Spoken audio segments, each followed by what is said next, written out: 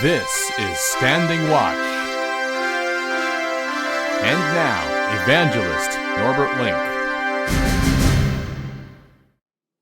Greetings, everyone, and welcome back to our Standing Watch program. Germany is in turmoil again, under and because of a failing government. I'd like to give you a rundown on what is happening as we speak. Going back a little bit to December 13, Deutsche Welle wrote the following. Germany's ruling coalition has managed to strike a political deal on the federal budget for 2024. The agreement comes after a court ruling threw government finances into disarray and exposed deep rifts between the three governing parties. They are called Ampel in Germany. It blew a big hole in public finances. For the 2024 budget, the government has had to find an additional 17 billion euros, that's about $18.3 billion, to fill the hole. What did they do? According to Bild Online, they increased taxes, created new taxes, which means that customers will have to pay more for gasoline, for heating, and even for domestic flights. Emotions in Germany are running high. Demands for new elections can be heard, are getting louder. Now, of course, as we will see, that is not going to help much. But here, first an article by Die Welt, dated December 15. The Ampel coalition is doing worse than ever before. Only 27% of those surveyed say that the government is doing its job rather well. I just wonder where those 27% are coming from. But only 35% of all respondents believe that a CDU-led government, in other words, a government which was actually run by Angela Merkel before, that kind of a government would do a better job. Chancellor Olaf Scholz reached his personal low. In a new election, the Ampel coalition would not have a parliamentary majority.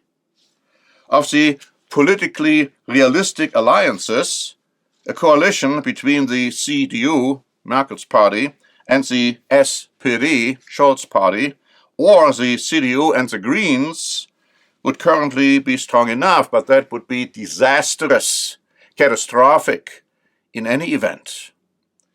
And so Bild Online wrote on December 15, 59% of Germans want early elections for the Bundestag next year. Only 27% are against new elections. But as I said, early elections are not going to solve the problem. A new election leading to a quote-unquote new government would have no chance of success. In its article, Bild Online published some representative opinions of its readership. And they go like this. What have we done wrong that we are governed like this?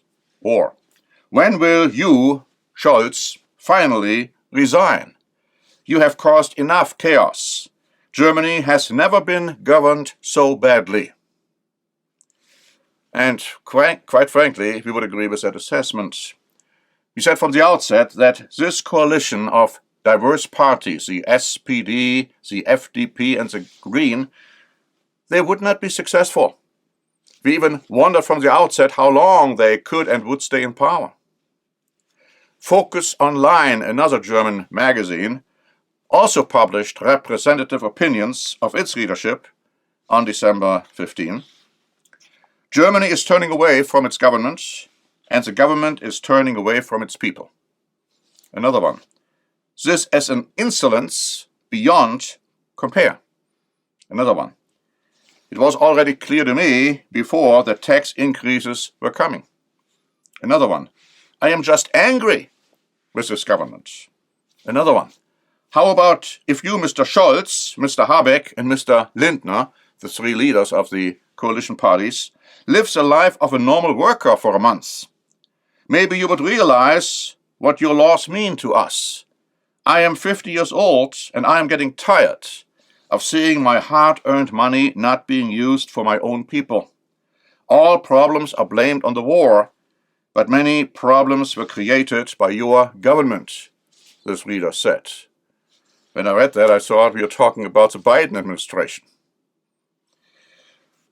The farmers are really the ones who are vocalizing their total disagreement. The Augsburger Allgemeine wrote on December 14, agriculture is vehemently resisting the Ampel coalition's saving plans resulting from the budget compromise.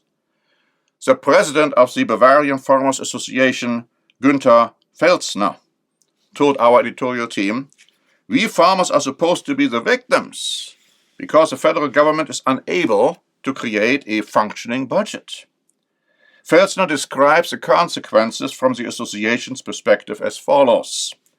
With the announced cuts, food will become more expensive for everyone in Germany, and self-sufficiency will be put at risk. He is calling on the federal government to withdraw the austerity proposals. If this does not happen, he advises the Ampel coalition to make room for a new government that has sensible concepts. Problem is, there is no government on the horizon in that respect. And he threatens, if none of this happens, we as farmers see it as our responsibility to take to the streets and fight to ensure that our country remains viable for the future. If necessary, we will paralyze the country after Christmas. But it didn't even take Christmas, because on December 18, Deutsche Welle wrote, farmers from across Germany descending upon Berlin on Monday, with hundreds of tractors converging on the city's famous Brandenburg Gate under the motto, too much is too much.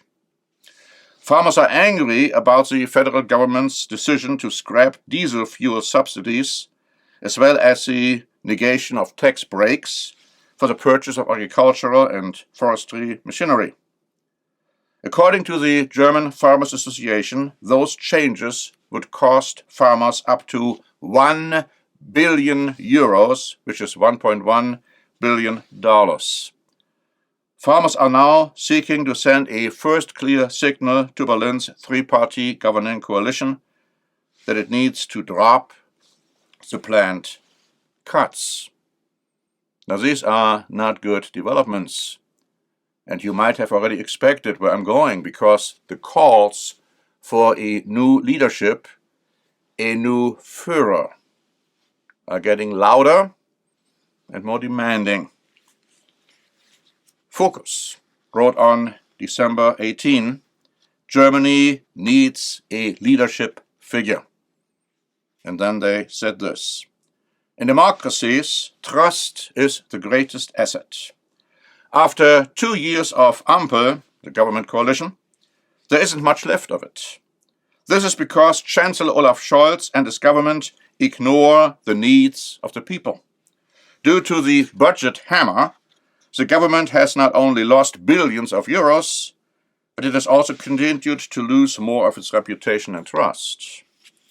The entrepreneur Roland Berger, longtime advisor to Chancellors Helmut Kohl, Gerhard Schröder and Angela Merkel, speaks of an extreme domestic political crisis, the like of which has not been seen in Germany since the time of Konrad Adenauer's government.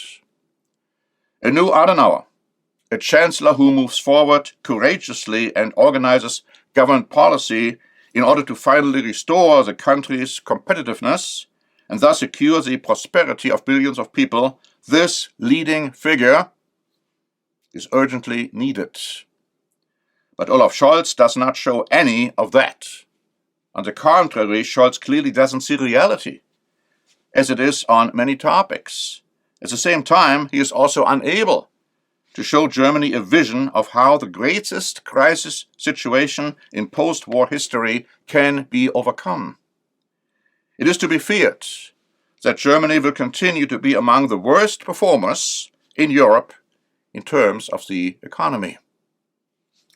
How can it be that the losers are now hundreds of thousands of tenants with lower income who have to anticipate significant rent increases and electricity prices rising again? The Ampel doesn't know what's happening in this country. Instead, it seems to ignore the concerns of citizens in lieu of its own emergency. This impression is becoming more and more established, and it is an extremely dangerous situation because in a phase of great uncertainty, the already low level of trust in the government continues to decline. And many observers have felt the situation is very similar to the situation how we had it prior to the rise of Adolf Hitler. Germans will get their wish. They will get a new government, a new leader, a new Führer.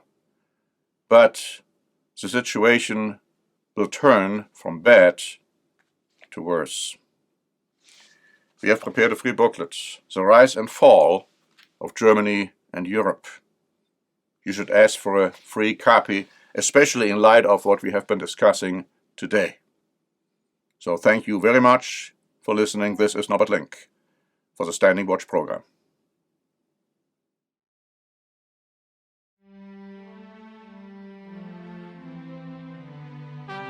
Standing Watch is a presentation by The Church of the Eternal God, P.O. Box 270519, San Diego, California 92198. More information is also available at our website, eternalgod.org.